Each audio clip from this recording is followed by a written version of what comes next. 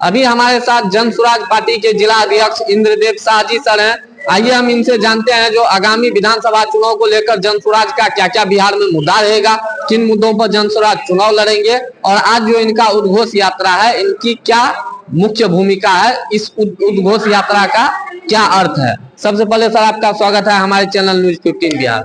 देखिए भाई, आप चैनल वाले को मेरे ओर से हार्दिक बधाई कि आपने मेरे पार्टी को मुद्दा को कम से कम दर्शाने का मौका दिया, इसके लिए बहुत बहुत धन्यवाद।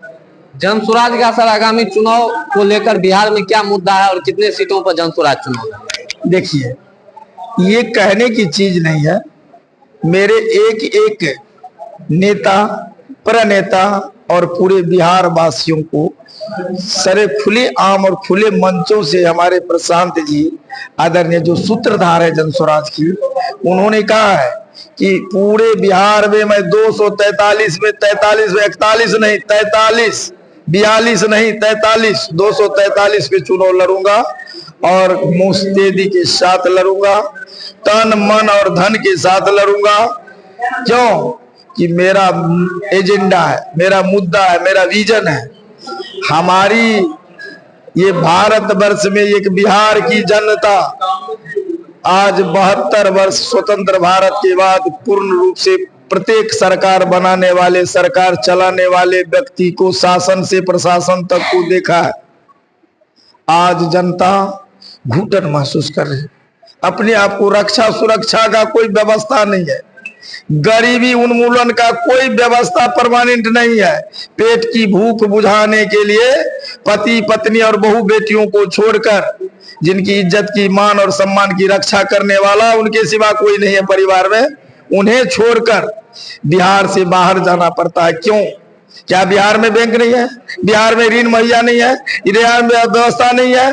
आज 35-40 ऐसी शुगर मिल, चीनी मिल चलती थी जो परमानेंट रूप से पूरे बिहार को आच्छादित करता था, लेकिन आज वह मिल पड़ी हुई है, उसको देखने वाला नहीं है।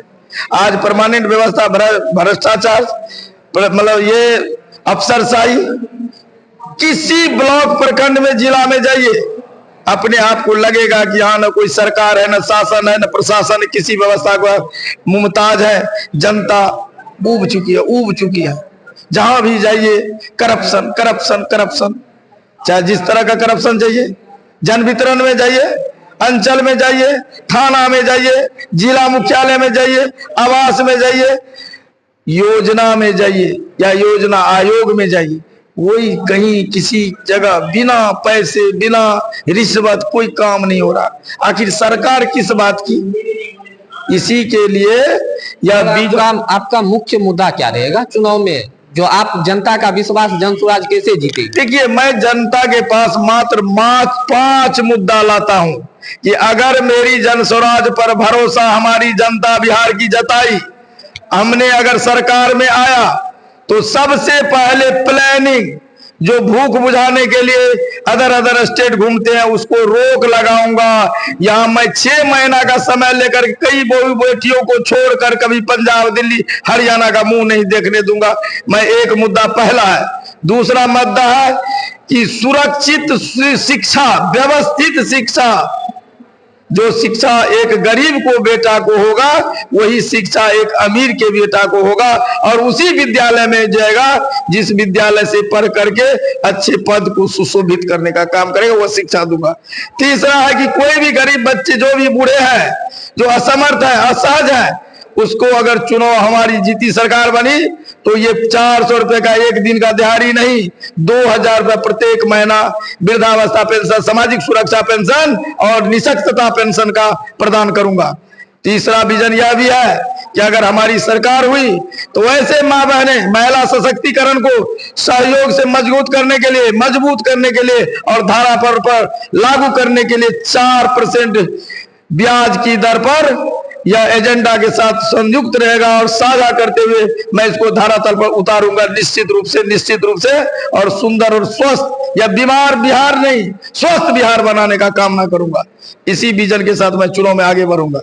सर, आप जो शिक्षा का मुद्दा दिए, तो शिक्षा तो अभी भी लोगों को मिल रहा है, लोग शिक्षित हो रहे हैं। बिहार में कई सारे सरकारी विद्यालय हैं, कॉलेज हैं, तो शिक्षा तो कहीं ना कहीं सभी लोगों को मिल ही रहा है। मैं एक चीज कह देता हूं पत्रकार महोदय, शिक्षा शिक्षा और दीक्षा, शिक्षा मिल रही है, शिक्षा के नाम पर विद्यालय का भवन निर्माण हुई, करोड़ों की लागत से भवन बनी है, भवन बहुत सुंदर है, लेकिन उनमें जो गुणवत्ता होती है पढ़ाई में, अभी बच्चे जेल में बंद रहते हैं, खिचड़ी खाते हैं और सिर्फ मैदान में घूमते हैं। समय पूर्ण होने के बाद उस जेल को खोल देता है तो धड़ल्ला से माँ और पिताजी के पास दौड़ते हैं। किसी के शरीर में न तो कपड़ा है, न जूता है, न चप्पल है।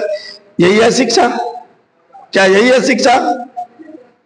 कहीं ना कहीं सर आप एक बड़ा आरोप सरकार के ऊपर लगा रहे हैं। जी बिल्कुल, देखिए आरोप नहीं, ये जो है सही और सत्यता है।